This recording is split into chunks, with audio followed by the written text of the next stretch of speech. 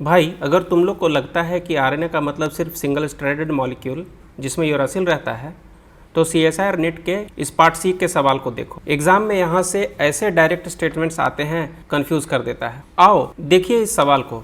यहाँ C3 prime endo और alkaline hydrolysis दोनों कॉन्सेप्ट्स एक साथ पूछे गए हैं। वीडियो के खत्म होते होते आप इसका जवाब खुद ही दे देंगे। ये क्वेश्चन डायरेक्टली CSIR नेट जून 2013 पार्ट सी और CSIR नेट दिसंबर 2015 के कॉन्सेप्ट पर बेस्ड। तो क्वेश्चन है, following statements are made regarding the structural and chemical properties of nucleic acids.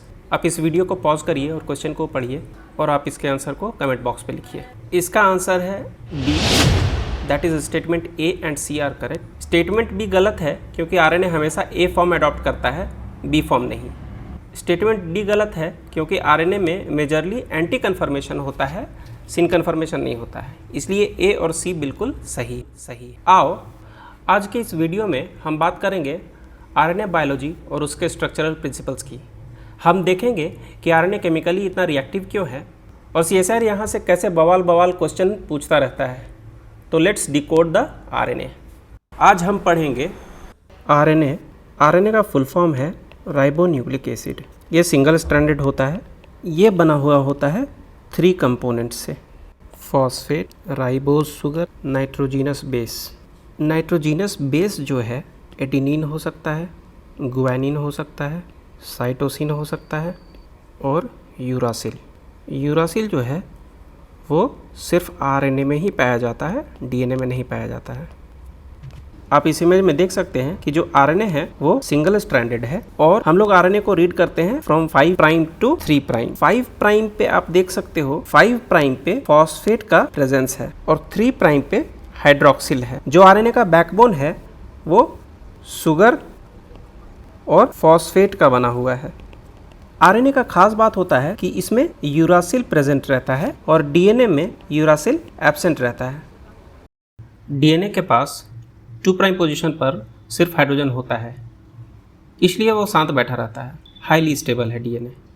लेकिन आरएनए का ये जो 2 प्राइम हाइड्रोक्सिल ग्रुप है ये एक केमिकल न्यूक्लियोफाइल की तरह बिहेव करता है और इसी 2 प्राइम हाइड्रोक्सिल की वजह से होता है अल्कलाइन हाइड्रोलाइसिस।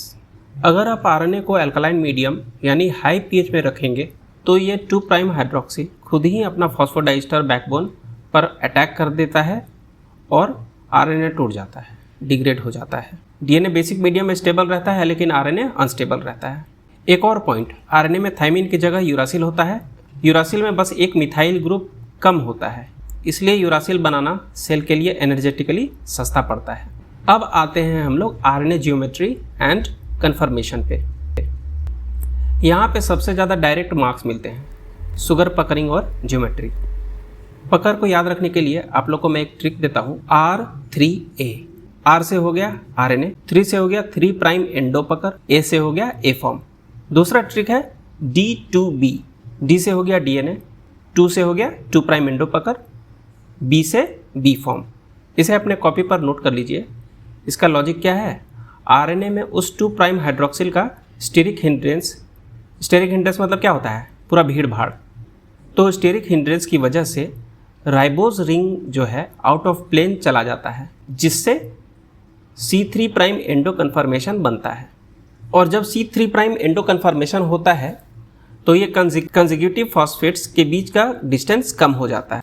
इसी वजह से जब भी आरएनए डबल स्ट्रैंडेड रीजन बनाएगा, जैसे हेयरपिन या टीआरएनए स्टेम, वो हमेशा ए फॉर्म ज्योमेट्री ही लेगा। आरएनए कभी भी बी फॉर्म ज्योमेट्री नहीं बना पाता है। और एक पॉइंट नोट करिए, इसमें जो बेस और शुगर के बीच का ग्लाइकोसिडिक बॉन्ड है वो मेजरली एंटी कन्फर्मेशन है, ताकि स्टेरिक हिंड्रेंस कम से कम हो। एंटी मतलब क्या होता है, अवे, यानी जो नाइट्रोजनस बेस है वो राइबोज शुगर के अवे है। A for anti, A for away. Next point है non canonical and wobble base pairing. RNA में non canonical wobble base pairing पाया जाता है। वूबल का मतलब होता है फ्लेक्सिबिलिटी या फ्लेक्सिबल होता है ये। देखो डीएनए में जनरली वॉटसन क्रिक बेस पेयरिंग पाया जाता है, जैसे AT और GC। वहीं आरएनए में देखा गया है non canonical vowel base pairing पाया जाता है। वाटसन क्रिक तो पाया ही जाता है, लेकिन नॉन कैनोनिकल बेस पेयरिंग भी पाया जाता है, जैसे G और U के बीच हाइड्रोजन बॉन्ड। ये जो बॉन्ड है वीक होता है व्हेन कंपेयर टू GC, और ये GU बेस पेयरिंग वो आरएनए को फ्लेक्सिबिलिटी प्रोवाइड करता है। यही जो ये GU बेस पेयरिंग है ये एक्सप्लेन करता है degeneracy of genetic code. Degeneracy का क्या मतलब होता है? एक एमिनो एसिड के लिए मल्टीपल कोडॉन। अभी एक एमिनो एसिड के लिए अगर मल्टीपल कोडॉन है, this will reduce the number of tRNAs needed, so making translation more efficient. GU में आप देख सकते हो GU बेस पेयरिंग में कौन से एटम्स इन्वॉल्व हैं, तो इसको आप याद रखिए कि हाइड्रोजन बॉन्ड बनता है N3 ऑफ द यूरासिल, किसके बीच में? Carbonyl group of the C6 of guanine. दूसरा हाइड्रोजन बॉन्ड बनता है C2 ऑफ यूरासिल और N1 ऑफ गुआनिन। तो this one important for CSIR। RNA secondary structure भी बना सकता है और टर्शियरी स्ट्रक्चर भी बना सकता है बाय इंटरनल बेस पेयरिंग। कुछ इंपॉर्टेंट सेकेंडरी स्ट्रक्चर्स हैं, जैसे कि हेयरपिन लूप, कुछ इस तरीके का आपको दिखेगा। यहाँ आपस में ही इंटरनल बेस पेयरिंग हो जाता है, और यहाँ पे जो न्यूक्लियोटाइड्स है वो 5 to 10 न्यूक्लियोटाइड्स हो सकते हैं हेयरपिन लूप में। दूसरा है स्टेम लूप। स्टेम लूप, इस पार्ट को स्टेम कहते हैं और ये पार्ट को हम लोग लूप कहते हैं, इसीलिए इसका नाम है स्टेम लूप। स्टेम लूप में around 10 to several hundred nucleotides देखा गया है। इंटरनल लूप भी बन सकता है आरएनए में, यहाँ पे हाइड्रोजन बॉन्डिंग है, तो this is the internal loop. चौथा टाइप है स्यूडोनॉट। स्यूडोनॉट में कई स्टेम और कई लूप हो सकते हैं, जैसे कि यहाँ पे आप देख सकते हो स्टेम नंबर 1 है, यहाँ पे ये लूप नंबर 1 है, अगेन स्टेम नंबर 2 है ये, और ये लूप नंबर 2 है। तो all these folds, all these loops can cooperate and form more complicated tertiary structures. तो ये सब सारे मिल के टर्शरी स्ट्रक्चर्स बना सकते हैं ऑफ आरएनए।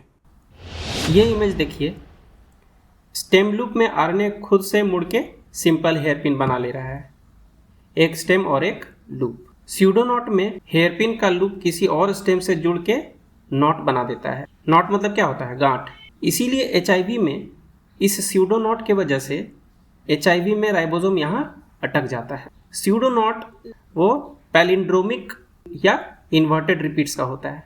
अगर एक स्ट्रैंड को आप 5 प्राइम टू 3 प्राइम रीड करोगे, जैसे यहाँ पे GAA CUUC है, उसी तरीके से उसका जो कॉम्प्लीमेंट्री स्ट्रैंड है जैसे CUUCAA G, तो ये दोनों इन्वर्टेड रिपीट है, क्योंकि अगर आप 5 प्राइम से पढ़ोगे GAA आ रहा है, और नीचे वाला जो स्ट्रैंड है उसको अगर आप 5 प्राइम से पढ़ोगे तो वो भी GAA ही हो रहा है।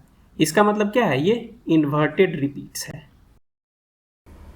अब आते हैं difference between RNA and DNA. DNA में जो पेंटोज शुगर है वो 2 प्राइम डीऑक्सी होता है, जो कि 2 प्राइम डीऑक्सी राइबोज होता है which has hydrogen at the 2 prime carbon, जबकि आरएनए में हाइड्रोक्सिल ग्रुप होता है at the 2 prime carbon. Chemical stability की बात करें तो DNA is highly stable while the RNA is very reactive because the 2 prime hydroxyl acts as a nucleophile. Alkaline hydrolysis DNA जो है वो रेजिस्टेंट होता है, और जो आरएनए है it degrades into cyclic 2 prime 3 prime phosphate intermediates at a high pH. यहाँ से CSIR में क्वेश्चन आ चुका है। अगर शुगर पकड़िंग की बात करें तो डीएनए में C2 प्राइम एंडो कन्फर्मेशन में रहता है और आरएनए में C3 प्राइम एंडो कन्फर्मेशन रहता है, which is due to the steric hindrance of 2 prime hydroxyl group. DNA में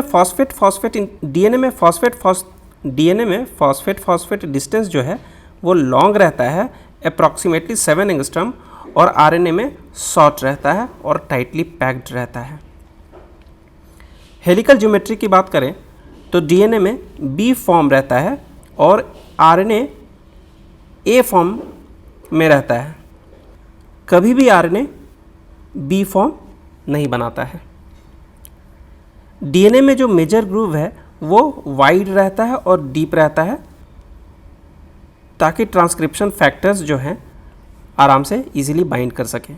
और major groove in the RNA is narrow and deep which is less accessible for protein binding. Pyrimidine base DNA में thymine होता है which is 5 पे methyl uracil, और RNA contains the uracil, it lacks the 5 methyl group, इसीलिए energetically cheap है ये बनाना।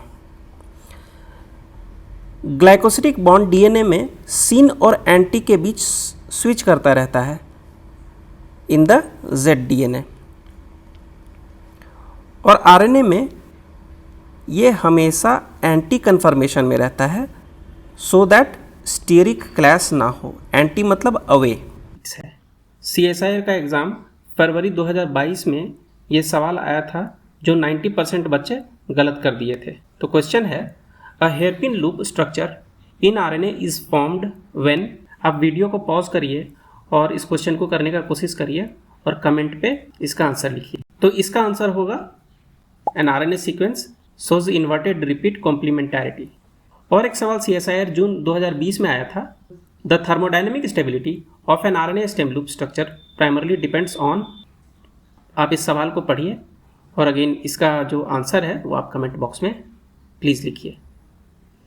तो इसका आंसर होगा both length of loop and GC content of stem. इसका आंसर होगा C।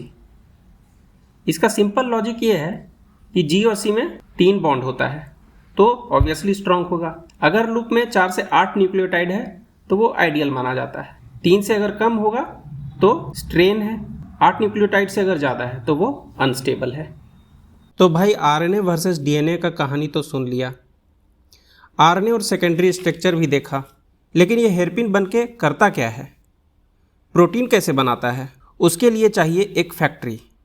उस फैक्ट्री का नाम है राइबोसोम्स। और भाई ये स्वेडबर्ग यूनिट क्या बवाल चीज़ है, बताऊंगा कि राइबोसोम 30S + 50S = 80S नहीं 70S होता है। दोस्तों आने वाले वीडियोस में हम लोग लाइफ साइंस से रिलेटेड बहुत सारी जानकारी, बहुत सारे facts, fun days, tricks explore करने वाले हैं। तो स्टूडेंट्स होपफुली ये वीडियो आपको पसंद आया होगा। आने वाले वीडियोस को ज़रूर देखिए। थैंक्स अ लॉट दोस्तों फॉर वॉचिंग दिस वीडियो।